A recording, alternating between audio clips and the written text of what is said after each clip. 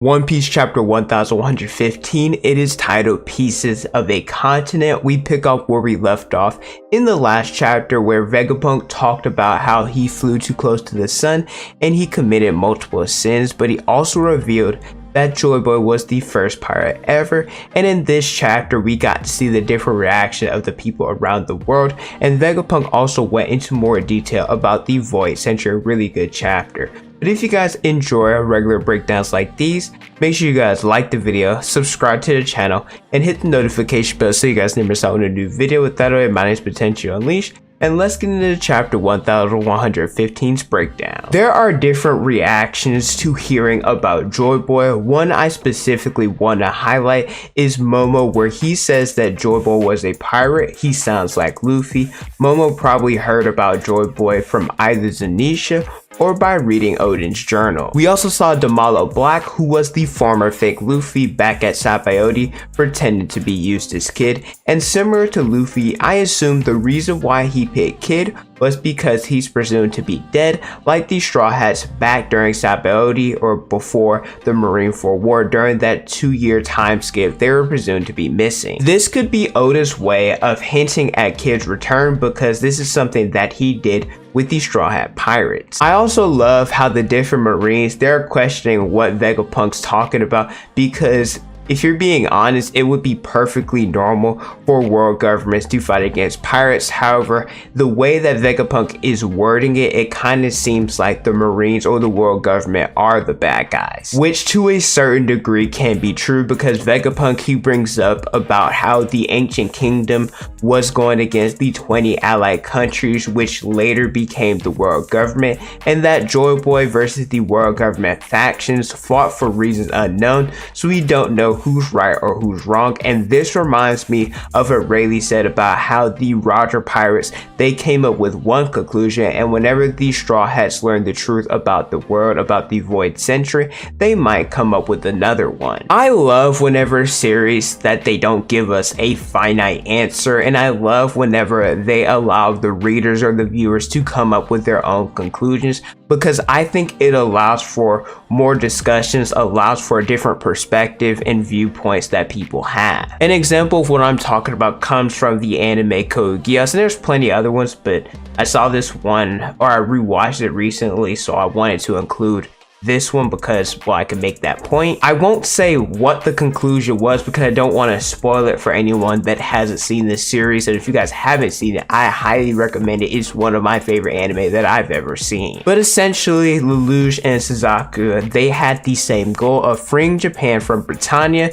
but different methods to get there. This is because of the experiences that they went through in their life. Lelouch believed the only way to achieve Japan's freedom from Britannia was through war and violence, taking back Japan by force, whereas Suzaku believed more in peace, doing things from the inside to have a more non-violent outcome. I picked Lelouch's method because I like him more as a character. However, I don't think either side was right or wrong. So I love whenever the author lets the reader, they get to decide which side they want to choose. Stussy's character was also highlighted in this chapter. We know that she was originally going to stay behind in order to lower the barrier for the Straw Hats to escape. However, because of Edison moving the clouds and the Gorosei being there, there's really no point for the barrier to stay up. So Stussy fulfilled her role and purpose. However, now that Vegapunk's dead, she doesn't really have anything to live for. We know that Stussy is a clone of the original Buckingham Stussy that was a part of the Rock Pirates,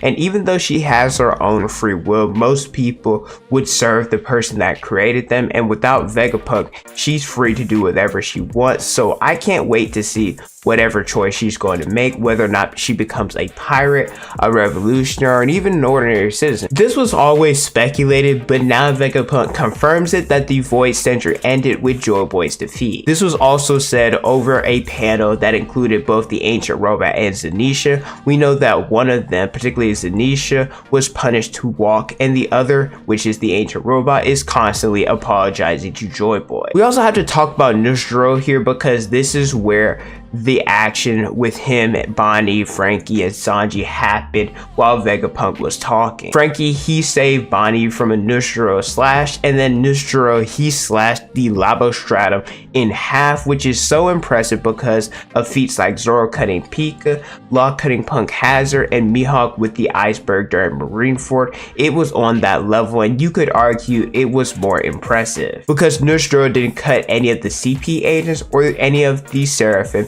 and we know that elite swordsmen, they are able to cut what they do and don't want to cut, which is why we also have to give Sanji credit here, because in chapter 1113 he was able to stop Nishijuro. Vegapunk, and I think he said some of this in the last chapter, but he reiterates the fact that the world, it wasn't always like this, how they're currently living on the remains of different kingdoms that sunk into the ocean. Not just about the ancient kingdom, but other random islands as well. The sea level over that century during the Void Century was 200 meters lower than what it is now, meaning that the size of a mountain is how much water the sea level has risen. And the more Vegapunk explains this, the more different individuals are starting to believe what he's saying. I'd say that this is probably the most important part of the chapter, because after hearing all of this, most people, they would say that a supernatural disaster is what caused this, and that's not the case. It was a man-made disaster, because if it was something supernatural,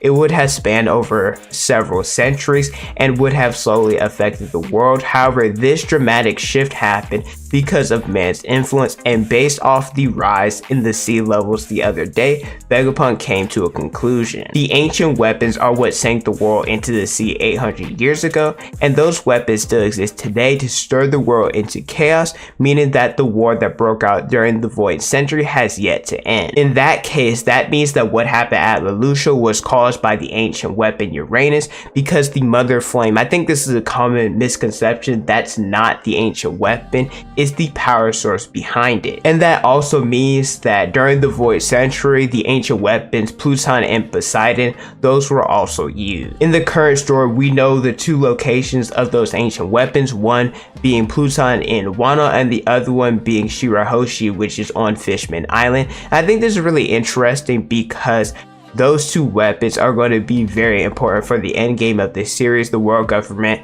could try to invade Fishman Island, could try to invade Wano, and also depending on what Caribou influenced Blackbeard, what is he going to do with those weapons? The reason why all of this is happening is because Oda likes to talk about inherited will. We know that it exists and it's persisted for 800 years. Joyboy's will has finally reached Luffy, and as Whitebeard stated, the world government lives in fear that this great battle will engulf the entire world. And a quick little side note that I forgot to mention earlier, we got 3 different silhouettes of Joyboy, Sun God Nika, and Luffy. Contrary to Joyboy and Luffy, Sun God Nika of Elbaf has a spear, and could this be that Nika had the Spear of Elbaf? Really interesting chapter. We knew a lot of the stuff that was revealed. I just think that Vegapunk went a little bit more into detail about it, so I'm pretty happy about it. Let me know how you guys feel about this chapter in the comment section below. Don't forget to like, comment, and subscribe. Hit the notification bell so you guys never miss out on a new video. Follow me on Instagram, Twitter, and TikTok is on the screen